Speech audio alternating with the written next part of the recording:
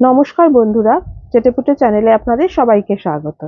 আজকে আমি আপনাদেরকে কুমড়ো ডাঁটা দিয়ে একটা রেসিপি বানিয়ে দেখাচ্ছি। কুমড়ো ডাঁটা আর মটর ডাল দিয়ে ডাঁটার ডাল। এটা আমাদের বাড়িতে ভীষণভাবেই রান্না হয় আর খেতে খুবই টেস্টি হয়। আর এই রান্নাটা কিন্তু শুধুমাত্র গরম ভাতের সাথে খেতেই ভালো লাগবে। আর ডাঁটা কিন্তু কুমড়ো ডাঁটাই ইউজ করবেন, চাল কুমড়ো ডাঁটা বা লাউ ডাঁটা দিয়ে কিন্তু এটা ভালো হয় না। দেখুন, আমি এখানে কুমড়ো ডাঁটা নিয়েছি। ডাঁটাটাকে কেটে ভালো করে ধুয়ে আমি একটু ভাপিয়ে নিয়েছি সামান্য নুন দিয়ে। তাহলে কি হয়, রান্নাটা খুব তাড়াতাড়ি হয়। আর একটু নুন দিয়ে ভাপানো হলে ডাঁটাগুলোর ভেতরেও কিন্তু নুনটা ঢুকে যায়, খেতে বেশ ভালো লাগে।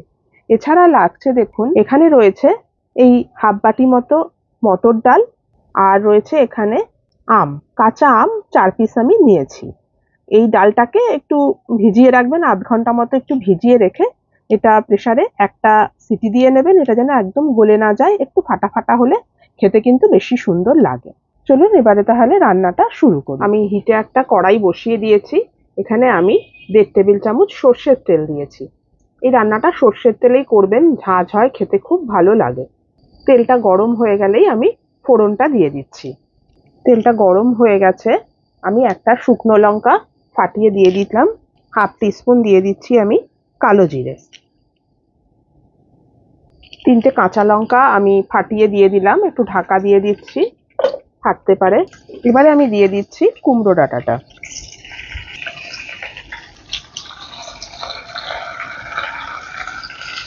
এই রান্নাটায় কিন্তু আমি আলাদা করে কোনো জল দেব না। ডালটা যে সেদ্ধ করেছি আমি, তাতে যেটুকুনি জল বেরিয়েছে তাতেই কিন্তু এই রান্নাটা হবে।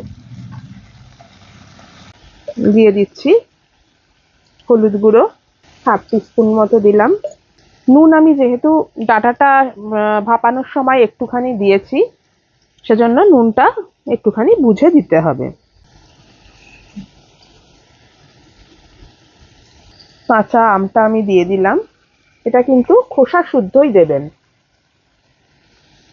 খোসা ছাড়াবেন না, তাহলে কিন্তু পুরো গলে যায়।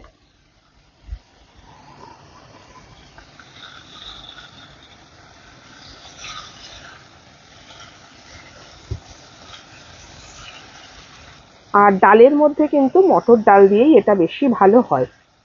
আপনাদের সাথে কথা বলতে বলতে আমি ডালটাও সেদ্ধ করে নিয়েছিলাম। এবারে আমি ডালটা এখানে অ্যাড করে দিচ্ছি। দেখুন একটু ফাটা ফাটা আমার সেদ্ধটা হয়েছে। ফ্লেমটা মিডিয়াম টু হাইতে রাখতে হবে, কারণ সবগুলোই যেহেতু সেদ্ধ করা রয়েছে, সেই জন্য সময় কিন্তু বেশি লাগবে না।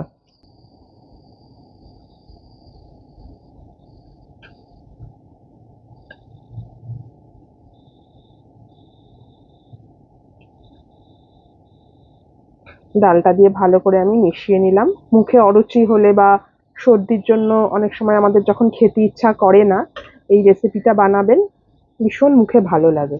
যেহেতু এটার মধ্যে টকটা পড়েছে, সেজন্য সামান্য একটুখানি চিনি দেব।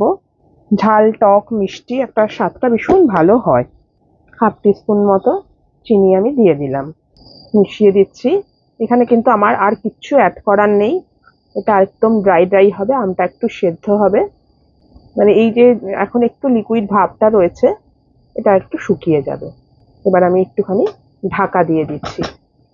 কিছুক্ষণ বাদে আমি আপনাদেরকে দেখাচ্ছি। দেখুন, কিছুক্ষণ বাদে আমি ঢাকাটা খুলে নিলাম। অনেকটা শুকিয়ে এসছে। আমটা যেন একদম লেই সেদ্ধ না হয়, কারণ এই আমটা দিয়ে একটু ভাত মেখে মেখে খাবেন ডাঁটার ডালটার সাথে, দারুণ লাগে। যেমন আস্তে আস্তেই যেন থাকে। দেখুন শুকিয়ে এসছে আমার। এবার আমি দিয়ে দিচ্ছি ওপর থেকে বেশ কিছুটা পরিমাণ ধনেপাতা কুচি। ভালো করে মিশিয়ে নিচ্ছি। আপনারা এরকম ভাবেও নামিয়ে দিতে পারেন, আবার একটু শুকিয়েও নামিয়ে নিতে পারেন। যেহেতু ডাল, সেজন্য একটুখানি তো ঠান্ডা হলে আরো শুকিয়ে যাবে। আর এখানে কিন্তু যে কুমড়ো ডাঁটা আমি ইউজ করেছি, আমি কিন্তু পাতা দিইনি। পাতাটা না দেওয়ারই চেষ্টা করবেন। খুবই চটজলদি হয়ে যায় ঘরোয়া উপকরণ দিয়ে। দেখুন, মশলাপাতি কিছুই লাগেনি, অথচ খুব টেস্টি। আমি আপনাদেরকে মানে গ্যারান্টি দিয়ে বলতে পারি, আপনারা এটা একবার বানিয়ে খেলে বারবার বানাবেন। দেখুন এটা আমার একদম রেডি। এবার আমি ফ্লেমটা অফ করে দিচ্ছি। কিছুক্ষণ স্ট্যান্ডিং টাইম দিয়ে আমি এটা আপনাদেরকে সার্ভ করে দেখাচ্ছি। দেখুন বন্ধুরা, রেডি হয়ে গেল আমার কুমড়ো ডাঁটার ডাল। আপনারা কিন্তু অবশ্যই এটা বানাবেন, একদম এভাবেই বানাবেন, গরম ভাতের সঙ্গে খেয়ে দেখবেন, আপনারা বারবার এটা বানাবেন। আমার এই রেসিপিটা যদি আপনাদের পছন্দ হয়ে থাকে আর আপনারা যদি আমার চ্যানেলের নতুন বন্ধু হয়ে থাকেন, তাহলে প্লিজ আমার চ্যানেলটিকে সাবস্ক্রাইব করে নেবেন আর একটা লাইক করতে কিন্তু প্লিজ ভুলবেন না। আর যদি ফেসবুক থেকে দেখেন তাহলে অবশ্যই আমার পেজটিকে ফলো করে নেবেন। আজ তাহলে চলি, আবার চলে আসবো অন্যদিন নতুন কোনো রেসিপি নিয়ে। সুস্থ থাকবেন, ভালো থাকবেন, নমস্কার।